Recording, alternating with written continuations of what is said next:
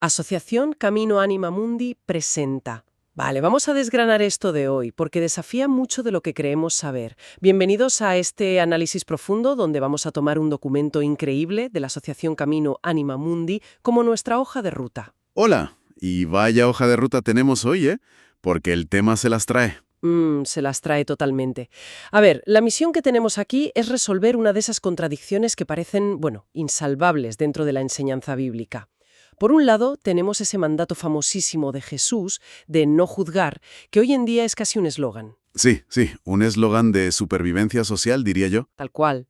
Pero, por otro lado, si uno sigue leyendo esos mismos textos, se encuentra con una exigencia constante, casi pesada, de discernir el bien del mal, de evaluar.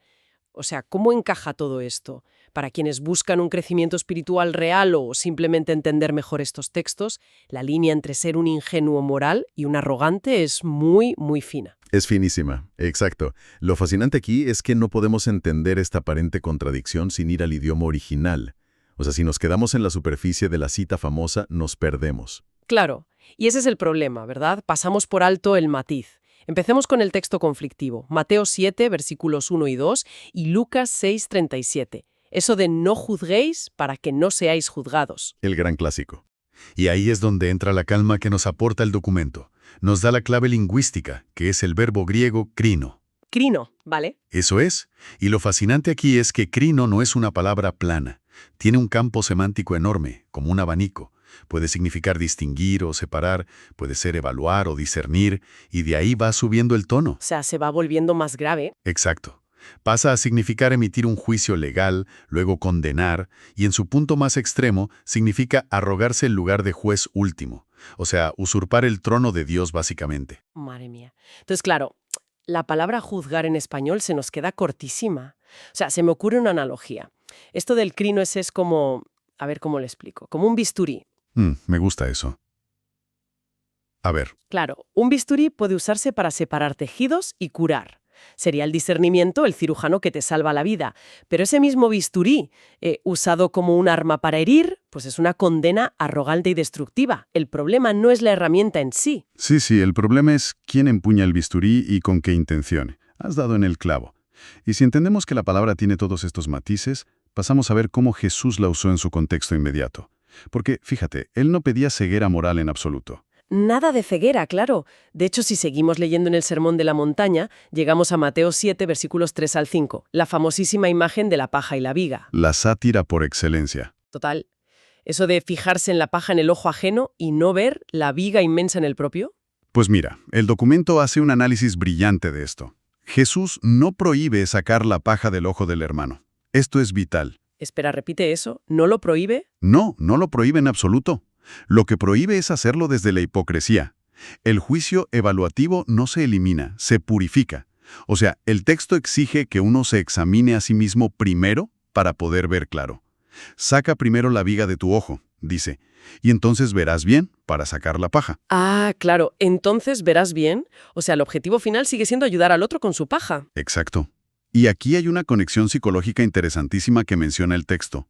Esto enlaza directamente con intuiciones modernas, como la sombra de Jung. La proyección, ¿no? Tal cual. El ego tiene una tendencia enorme a proyectar su sombra, su propia oscuridad, sobre los demás. Es un mecanismo de defensa. Te señalo con furia a ti para no tener que lidiar con mi propio desastre interior. Ya, es como una cortina de humo.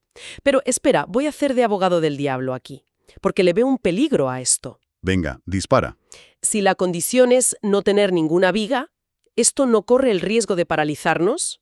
O sea, de meternos en una autocrítica infinita donde al final nunca ayudamos al otro ni denunciamos nada por miedo a nuestra propia hipocresía.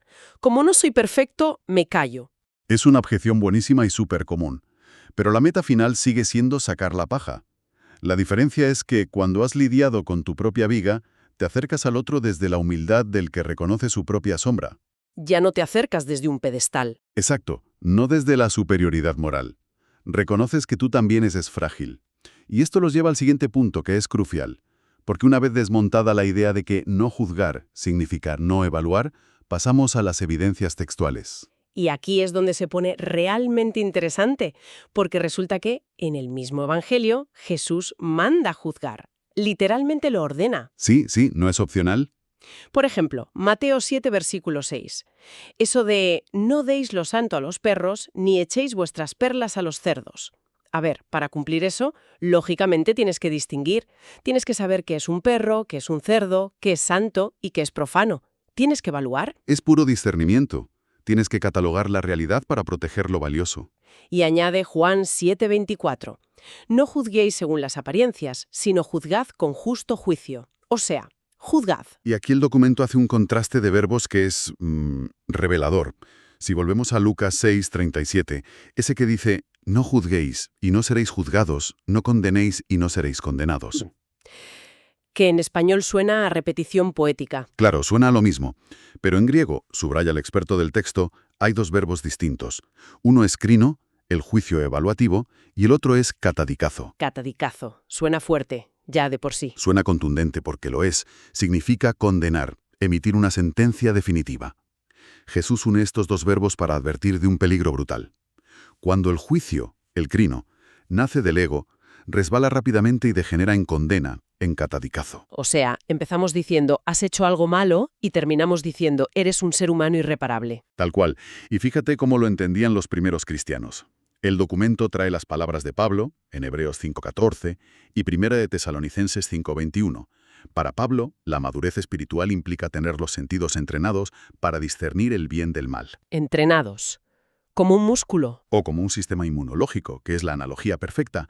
La madurez es saber examinarlo todo y retener lo bueno. Me encanta lo del sistema inmunológico. Porque un cuerpo sano no dice, todas las células y virus son bienvenidos. No juzgo a nadie. Si hace eso, se muere. Las identifica y las combate por amor al cuerpo. O sea, sintetizando un poco, el amor bíblico no es ceguera, es una inteligencia espiritual profunda. Totalmente. Y ya que sabemos qué hacer, que es discernir sin condenar, el documento nos invita a mirar hacia adentro. Analizamos desde dónde nacen interiormente estos dos movimientos opuestos. ¿Desde dónde opera el bisturí, no? Eso es. El texto contrapone dos raíces. Por un lado, el discernimiento que pertenece al logos. El logos es esa facultad espiritual que ordena, que orienta hacia la verdad y la sanación. Vale, el logos sana. Exacto. Y por otro lado, frente a él, está el juicio que nace del palaios. El palaios es el hombre viejo, la vieja naturaleza dominada por la autojustificación, el miedo y el orgullo. El ego puro y duro. Sí. El juicio del palaios lo que busca es fijar identidades. O sea, decirle al otro, tú eres así, eres tu error. Y claro, al hundir al otro, el palayo se siente superior moralmente. O sea, te piso para parecer yo más alto. Es un mecanismo súper destructivo. Y creo que el ejemplo perfecto de cómo romper esa dinámica está en la historia de la mujer adúltera, en Juan 8:11, que lo ilustra a la perfección. Esa escena es magistral. A ver, cuéntada. Bueno, todos conocemos la escena. Traen a esta mujer, la turba quiere apedrearla, operando 100% desde el Palaios. Quieren destruirla para sentirse ellos justos. Jesús desarma a la turba con lo de el que esté libre de pecado. Y se queda a solas con ella. El momento de la verdad. Exacto. Y le dice, ni yo te condeno, vete y no peques más. Es que hace ambas cosas a la vez en una sola frase. Fíjate en el equilibrio. Es alucinante. Ni yo te condeno, o sea, no condena a la persona, no la reduce a su peor error. Le devuelve la dignidad. Pero inmediatamente aplica el bisturí del logos, vete y no peques más. Nombra claramente el pecado, evalúa la acción como destructiva e invita a la transformación. Es el resumen perfecto. Si conectamos esto con el panorama general, la síntesis teológica que nos da el documento es clara.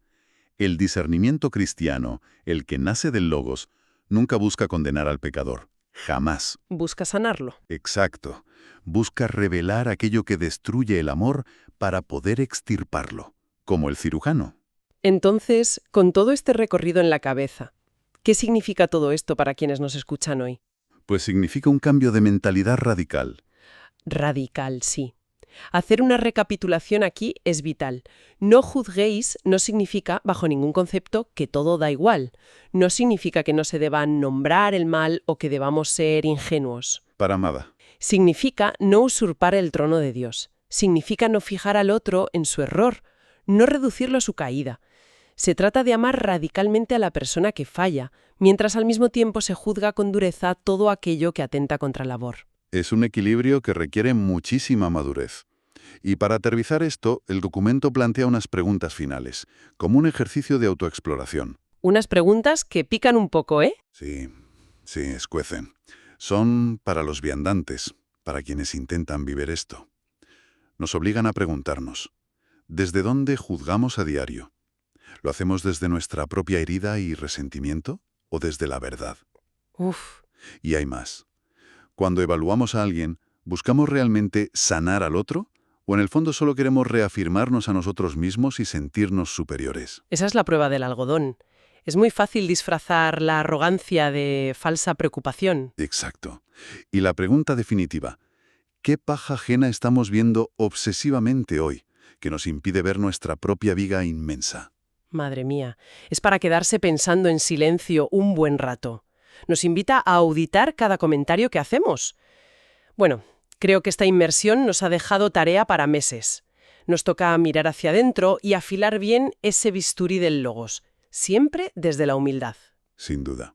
Un viaje fascinante hacia el interior. Si deseas conocer más o participar en las actividades de la asociación Camino Anima Mundi, puedes comunicarte con nosotros en quiero@caminoanimamundi.org.